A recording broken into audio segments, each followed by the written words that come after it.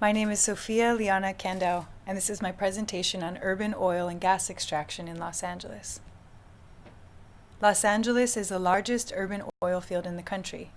For a brief period in the 1930s, the city was the center of world oil production.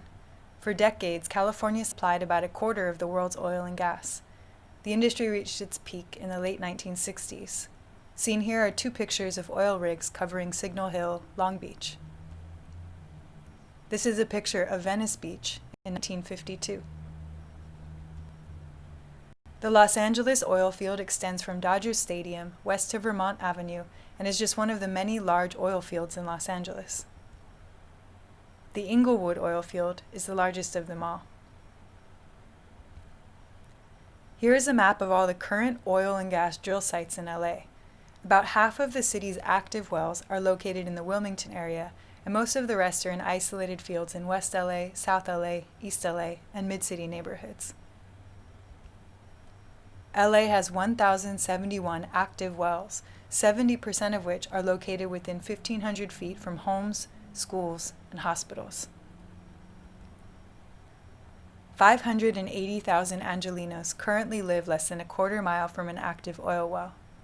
Each one of these photos are examples of oil wells in LA that are hidden in plain sight. You can see one behind the kid playing basketball that's ironically painted with flowers.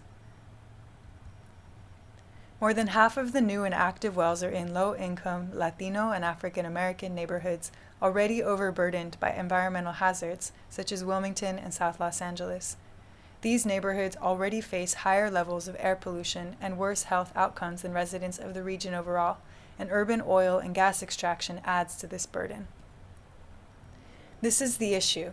The city of LA has no specific agency charged with overseeing the oil industry, leaving residents in the dark about industrial activity taking place near their homes. The existence of oil facilities near residential land uses is both a historical accident and a zoning failure. Oil extraction contributes to global warming and is a toxic neighbor. It adds increased air pollution, water contamination, noise pollution, and stress. The oil industry is the largest industrial source of volatile organic compound emissions. Oil drilling practices, such as acidizing and hydraulic fracturing, rely on a mixture of chemicals that are injected into wells. These can include surfactants, solvents, and corrosion inhibitors, some of which are known carcinogens, reproductive toxins, and endocrine disruptors. Drill sites in LA are known to leak hydrogen sulfide gas, which is a flammable, colorless gas that occurs naturally in petroleum and natural gas, but exposure is toxic even at low concentrations. Extraction emits hazardous air toxics, such as benzene, toluene, ethylbenzene, and xylene, which are collectively referred to as BTEX, formaldehyde, methane, nitrogen oxides, and the others that you see here, just to name a few. However, the full extent of the use of these chemicals is unknown, since oil companies can withhold chemical identities and mixtures under what they call trade secret protections. Other environmental impacts of oil drilling. Oil and natural gas extraction is a water-intensive activity. On average, about 280 to 400 gallons of wastewater are produced for every barrel of crude oil extracted.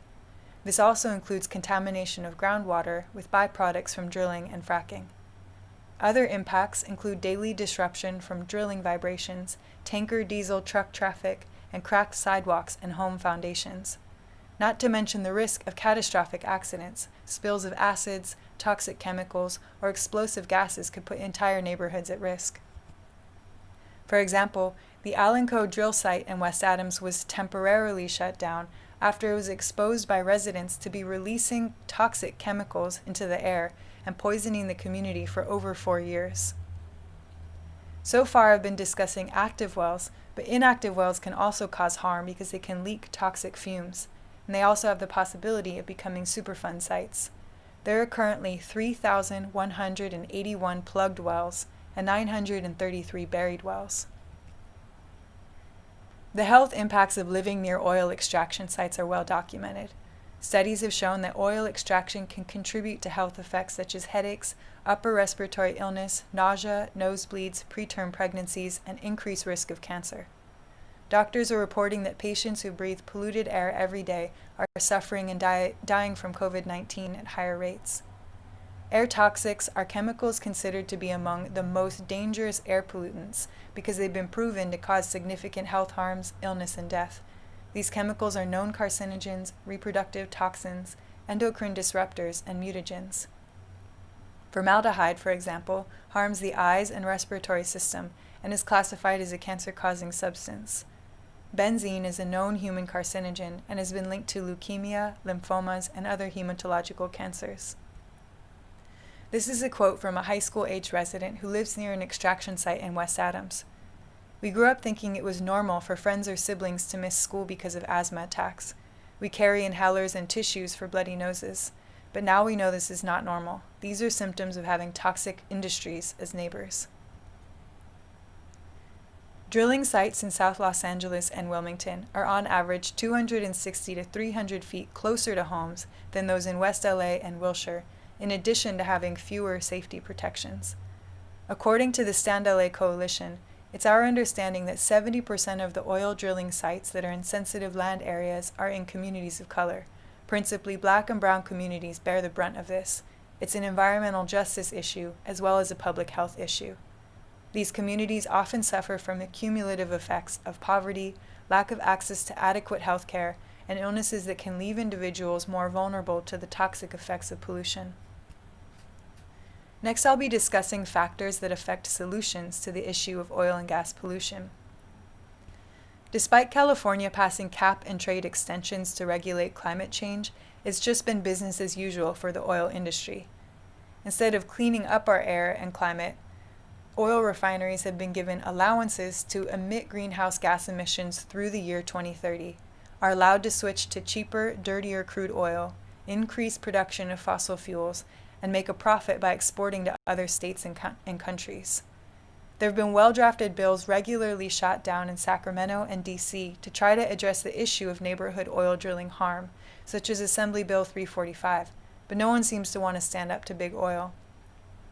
Small progress was made in 2013, however, when the South Coast Air Quality Management District passed a rule requiring the oil and gas industry to report the use of chemicals used in oil drilling activities.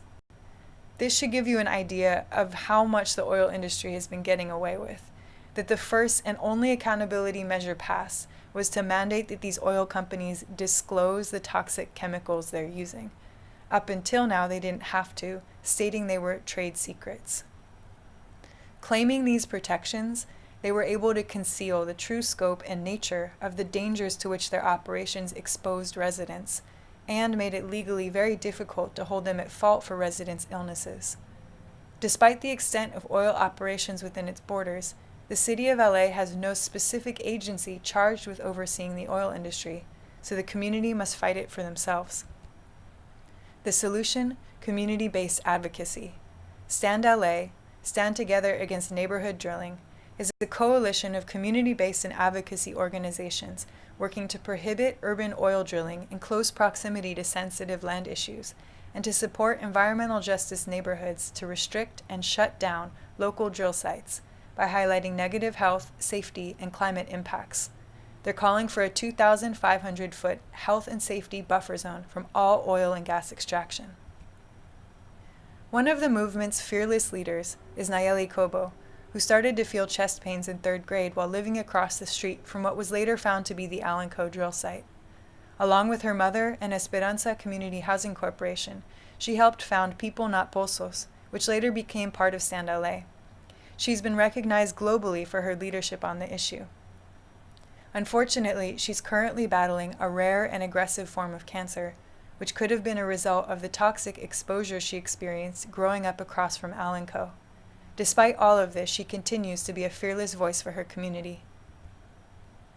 Since 2011, Stand LA's partners have been pushing the city, publishing reports of health problems and air pollution, demonstrations, community meetings, canvassing, and garnering media attention. Because of the tireless effort of community organizations over almost 10 years, the Stand LA Coalition brought Los Angeles a very hopeful victory.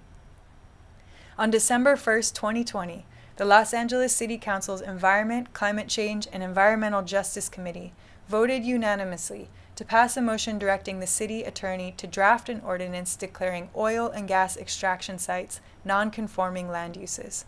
This would be a first step toward a city-wide phase-out of oil drilling.